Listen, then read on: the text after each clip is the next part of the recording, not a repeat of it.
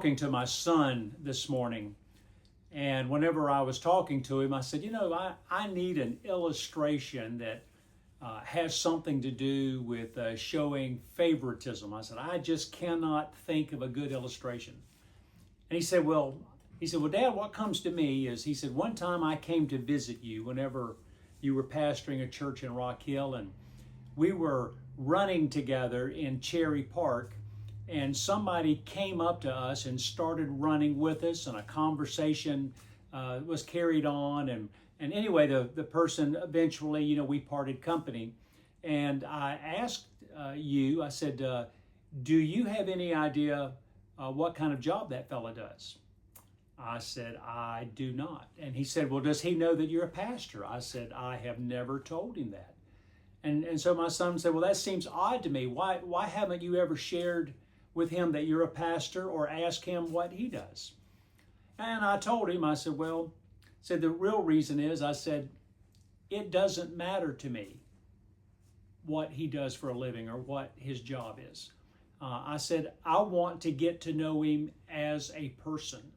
And I don't want to tell him that I'm a pastor right off, because he may look at me differently and not have the same kind of conversations that he would if he didn't know that I was a pastor. I said, I would rather just take a person as who they are and not what they do. And so I appreciated my son reminding me of that illustration. Well, my name is Richard Coleman, and I'm the pastor at Shepherd Church of the Nazarene in Lexington, South Carolina. And it's great to spend just a few moments with you today.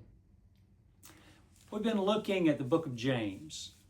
James is talking to Christians that have scattered out of Jerusalem, and they're living their lives around people who are not Christians. And so he's trying to give them some practical advice.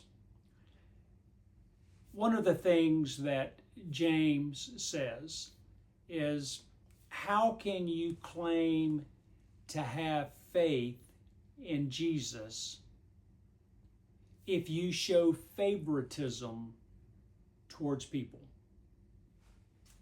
Wow. James talks a lot about the people that have money versus the people that don't have money. But what I see more in that, it's the same concept, but it might be about where the person lives, or where they've come from, what their background is, what their current job is. And along the same concept, James is saying we don't need to show favoritism towards people.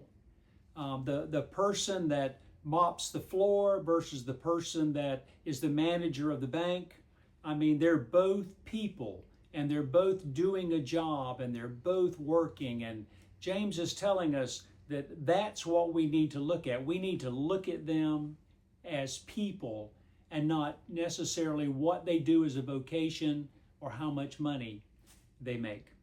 I've met a lot of people that have had fancy jobs and big salaries, and didn't have 2 pennies that they could rub together because they spent more than they brought in. So having a big job and big salaries does not necessarily mean that you are a wealthy person.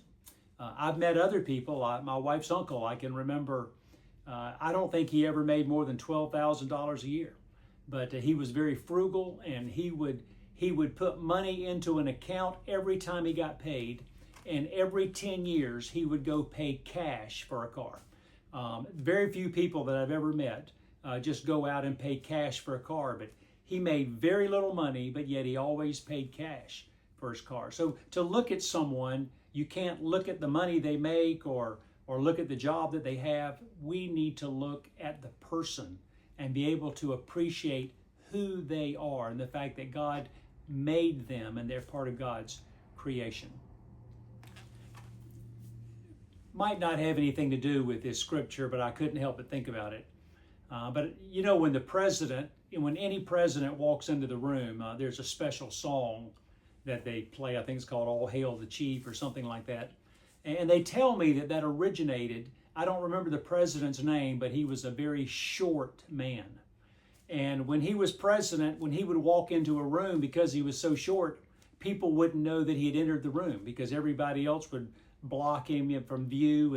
And so he made the rule that every time he walked into the room, they would have to play that song so that people would know that he had entered the room. I told somebody the other day, because that tradition has continued. I mean, it's still a tradition now. Every time the president walks in, Hail the Chief or whatever it's called, that starts playing. And if anybody were ever crazy enough to elect me to be the president, I'd make the rule that they couldn't play that song anymore. I don't want them to play a special song whenever I walk into the room. But then again, I'm not 4 foot whatever, and so maybe that would make a difference. But sometimes people, they want to be special. They might want to be noticed. And sometimes we want to treat some people better than we do others because possibly of what their class is or what their job is. James is saying, don't go there. I think it's important for us to be able to see people in their environment, doing their job, using the graces and gifts that God has given them. I think it's important for Christians that we start recognizing people where they are and just saying, thank you for the job that you do. I believe we just don't do that often enough. And when we have so many people that do not want to work and are not willing to work, those that are working, especially in those jobs that pay less money, I think it would be a good thing for us just to show appreciation. Thank you for the job that you're doing. We'll never, ever know what that might mean to that person and the encouragement that it would give them. And that's part of our job as a Christian. And I believe James is telling us that. To be able to be fair and honest with people and to be able to encourage people whenever we can.